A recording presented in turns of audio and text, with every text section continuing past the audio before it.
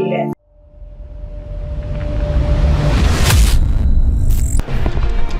नमस्कार दर्शकों, मैं हूं प्राची और आप देख रहे हैं MNS न्यूज। मैं आपके लिए लेकर आई हूं देश दुनिया और आपके आसपास की हर बड़ी खबर बिल्कुल सटीक और भरोसेमंद अंदाज में। तो आइए शुरुआत करते हैं इन प्रमुख खबरों के साथ। जयपुर नगर निगम लाल कोठी में कांग्रेस पार्टी द्वारा प्रदर्शन किया गया। आज जयपुर में नगर निगम लाल कोठी के सामने कांग्रेस पार्टी द्वारा प्रदर्शन किया गया है और इसमें अनेक प्रकार के मुद्दे की चर्चा की गई। पुलिस प्रशासन ने मौके पर पहुंचकर प्रदर्शनकारियों को समझाया और शांतिपूर्वक प्रदर्शन करने के लिए कहा। कांग्रेस पार्टी के कार्यकर्ता और स्थानीय लोग मौजूद थे। जयपुर से मोहनलाल शर्मा की रिपोर्ट।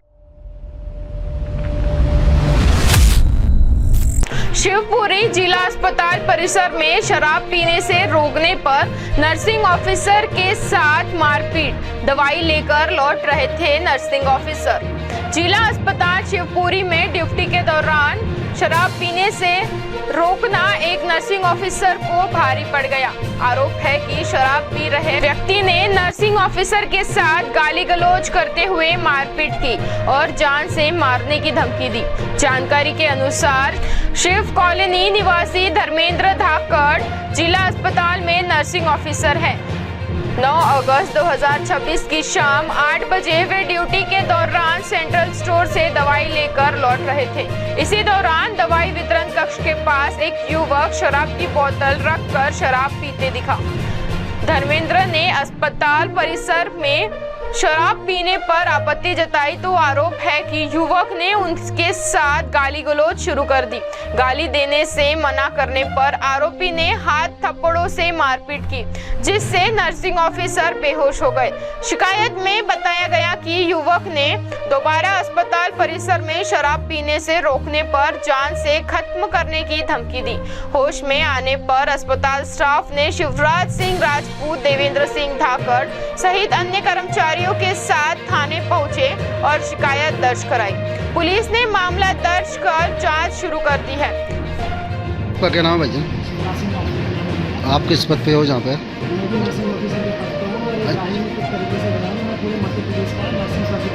अच्छा, क्या मुझे मित्रों ने फोन किया जी किसी अज्ञात व्यक्ति ने अस्पताल परिसर में मार दिया है, जिसकी वजह से बेहोश हो गया। मैं तुरंत घर से अपनी गाड़ी उठा के धर्मेंद्र को देखने के लिए आया तो उससे मैं धर्मेंद्र मेरे बेहोश में रहा था। जी। इसका प्राथमिक उपचार चल रहा था। जी। प्राथमिक उपचार जैसे खत्म हुआ, इसको हम तुरंत कोतवाली थाने ले गए और वहाँ पर अपने सिविल सर्जन को भी फ़ोन किया और मैं धन्यवाद भी बोलूँगा अपने सिविल सर्जन का, जिन्होंने तुरंत ही कार्रवाई करने के सख्त निर्देश। कौन सिविल सर्जन कौन है अभी? हमारे डॉक्टर RP सिंह चौहान है, जिन्होंने तुरंत कार्रवाई करने के निर्देश जिला कोतवाली को दिए जी। और बाकायदा कार्रवाई एक उचित समय में संपन्न भी हुई, तो इसके लिए मैं धन्यवाद व्यक्त करता हूँ। और आशीष सर भी दे जी बिल्कुल, हमारे आशीष चौहान सर हैं जो यहाँ पर मैनेजर के पद पर जी पदस्थ हैं, वो भी पहुँच गए थे। जी बिल्कुल। तो मैं अब ये कहना चाह रहा हूँ कि शिवपुरी में हम सब मिलकर एक शिवपुरी को स्वस्थ समाज बनाने की कोशिश कर रहे हैं, क्योंकि इस स्वस्थ समाज में कुछ व्यक्ति हैं जो विभिन्न डालकर असामाजिक तत्व हैं, जो हमारे अस्पताल परिसर में आके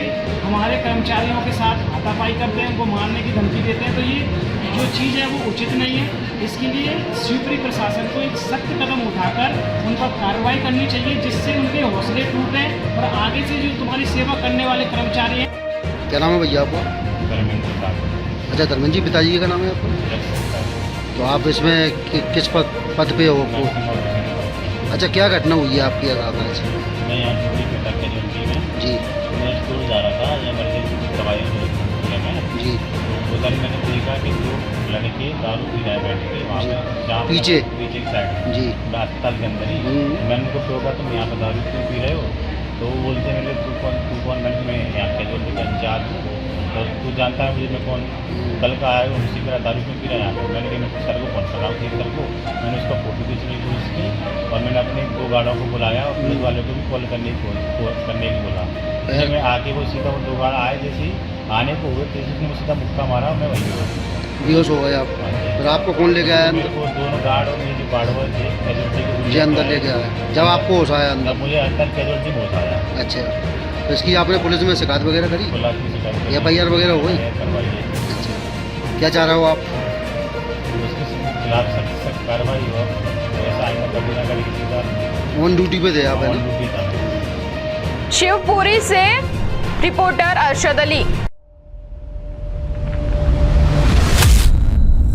आईआईटी जोधपुर के वैज्ञानिकों ने वेल्डिंग विज्ञान को दिया नया आयाम। भारत की महत्वपूर्ण औद्योगिक और अवसंरचनात्मक परियोजनाओं को अधिक सुरक्षित, मजबूत और टिकाऊ बनाने की दिशा में आईआईटी जोधपुर के वैज्ञानिक महत्वपूर्ण शोध कर रहे हैं। उनका अनुसंधान परमाणु रिएक्टर, ताप विद्युत संयंत्र, ऊर्जा पाइपलाइन, समुद्री प्लेटफॉर्म और अन्य महत्वपूर्ण संरचनाओं में इस्तेमाल होने वाले वेल्डेड जोड़ों को अधिक विश्वसनीय बनाने पर केंद्रित है। इस शोध का नेतृत्व आईआईटी जोधपुर के मैकेनिकल इंजीनियरिंग विभाग के प्रोफेसर राहुल छिब्बीर कर रहे हैं।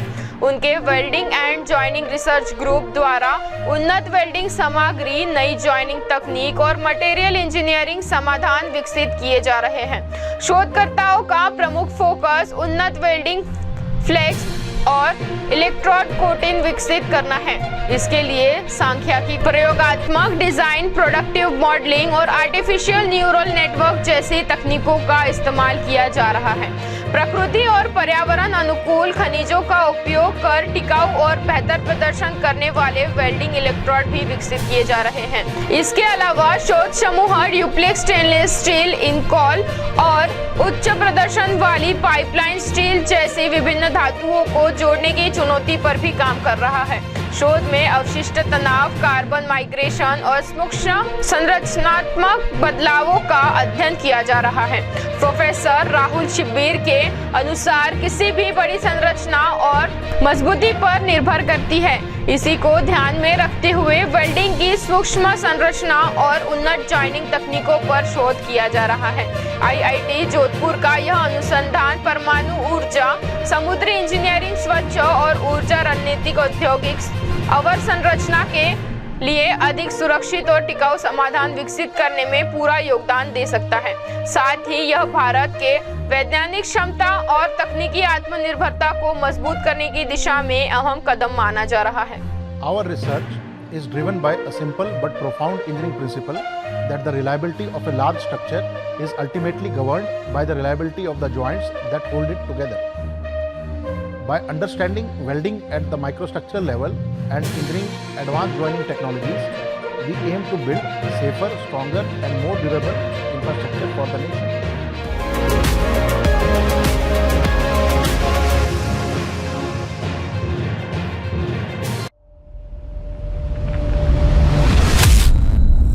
महिला सशक्तिकरण और महिला उद्यमिता को राखी फेस्ट देगा बढ़ावा।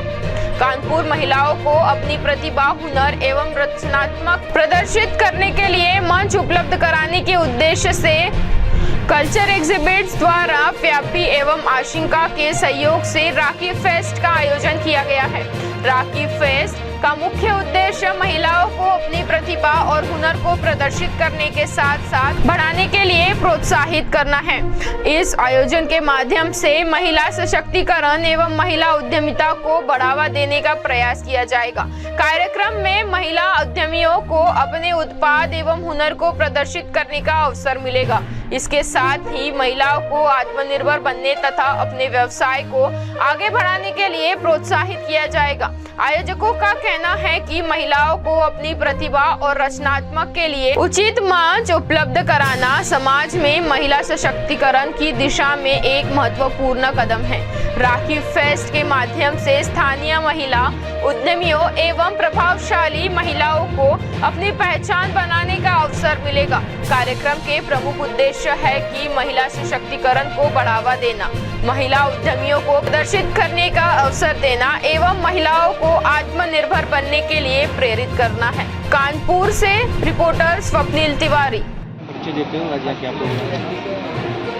मैं व्यापी वसीम और अंशिका जोतवानी, हम दोनों कल्चर एग्जिबिट्स के फाउंडर हैं। मैं अंशिका के बिहाफ देती हूँ क्योंकि अंशिका भी कोई ऑक्यूपाइड है, तो मैं उसका बिहाफ और सबको कानपुर वालों को वेलकम करती हूँ आज के एग्जीबिशन में। और मैं चाहूँगी कि आप सब यहाँ पे आएँ, एग्जीबिशन को विटनेस करें, देखें आकर कि कितनी अच्छी रेंज है हमारे पास आज अवेलेबल, कपड़ों से लेके हैंड बैग्स, ज्वेलरी, फुटवेयर, खाने के items, even diet food, platters, home decor, each and everything is available over here. तो मैं चाहती हूँ कि आप सब आएँ और हमारी जो वुमेन एंटरप्रेन्योर्स है, बेसिकली जो लेडीज जो जिनको प्लेटफॉर्म मिला है यहाँ पे आके एग्जिबिट करने का, आप आके उनको प्रमोट। मैम लगभग कितने स्टॉल लगाए गए? सर हमारे पास 72 स्टॉल्स हैं टोटल ओवर। मैम आप महिलाओं के लिए क्या कुछ संदेश देंगे?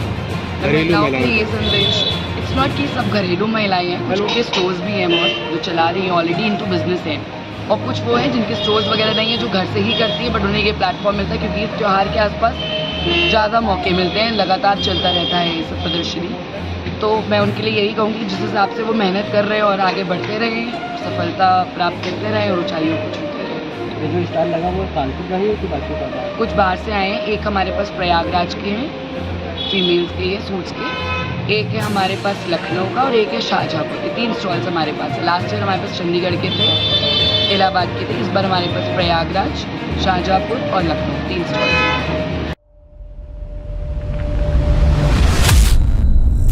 जोधपुर में NSUI का विशाल प्रदर्शन, 26 सूत्रीय मांगों को लेकर भूख हड़ताल।